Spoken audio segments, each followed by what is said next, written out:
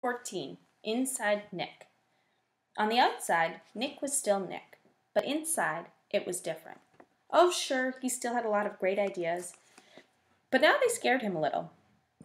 For instance, Nick learned in social studies class that people who buy stuff are called consumers. If consumers stop buying, stores and shops and restaurants go out of business. Then, boom, a new idea hit him. All the kids loved lunchtime. But the awful part about lunch was the eating parts, school food. And the food was never a surprise. You had to smell it all morning and then go eat it. The food was always bad. Well, thought Nick, the school cafeteria is sort of a restaurant, isn't it? And the students are the consumers, right? And we don't really have to buy our lunches there, do we? Nick could see it all.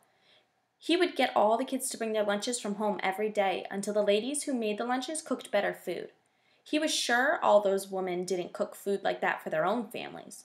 The kids were the consumers with $1.35 in their pockets, and until the food was better, that's where their money would stay. Great idea! Nick was sure it would work, and he got all excited about it. But then Nick remembered what had happened with Frindle. It stopped him cold. He was sure that if all the kids stopped buying lunch, sooner or later someone would figure out that it was all Nick Allen's idea. He would get in trouble. People would write about it in the newspaper. The principal would call his parents. Anything could happen.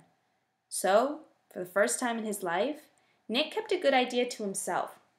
He never even told John or Chris. And that changed Nick. His mom was the first to notice. "Are things okay at school, honey?" she asked one day in early March. He had seemed kind of down, a little sad. It worried her. "Sure," said Nick. "Everything's fine."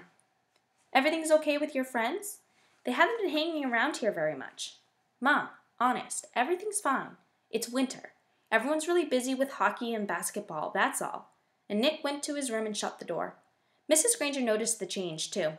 The clever little rascal who had looked her in the eye and said, "But I really didn't have a Frindle with me." That boy wasn't in her class anymore. Now, a quieter, more careful Nicholas Allen came into class every day.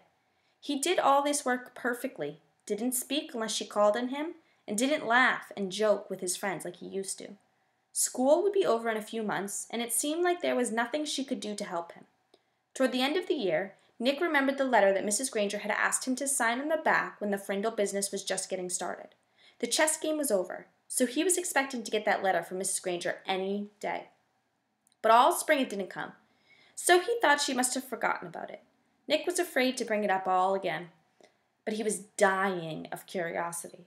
So on the last day of school, Nick knocked on Mrs. Granger's classroom door. She was straightening up the textbooks on the bookcases below the windows. Without turning around, she sang out, "Come in." Nick said, "Hi, Mrs. Granger." Mrs. Granger stood up and turned to face him. "Oh, it's you, Nicholas. I'm so glad you stopped by. I've been meaning to talk to you, and this will save me having to send you a letter this summer." Nick gulped and said, "That's what I came for, the letter." Mrs. Granger looked puzzled for half a second, and then she said, "Oh, that letter." Then she paused. "You will recall, Nicholas, that I said I would send you that letter when all this was over. And it's not over." "It's not?" Nick tilted his head to one side and asked, "When will it be over?" Mrs. Granger smiled and said, "Oh, believe me, Nicholas, you'll know when it's over. I wanted to talk to you about something else." She walked across the room and stood about 2 feet from him. Nick had grown during the year, and their eyes were almost on the same level.